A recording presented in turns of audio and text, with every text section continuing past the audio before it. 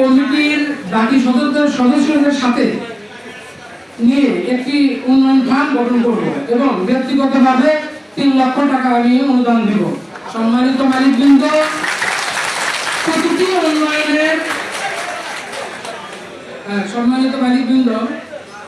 উন্নয়নের কার্যক্রমের সাথে আপনাদের সাথে পরামর্শ করে সিদ্ধান্ত গ্রহণ করব।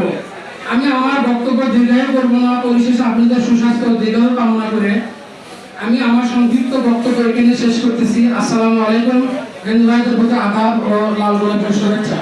আবারও কোনো সময় যদি আপনাদের সামনে আসি, ইনশাআল্লাহ আবার কথা হবে। আল্লাহ যদি সুযোগ দেয় তাহলে ইনশাআল্লাহ কাজের মাধ্যমে সেটা পূরণ করব। আবারও আল্লাহ হাফেজ। আল্লাহ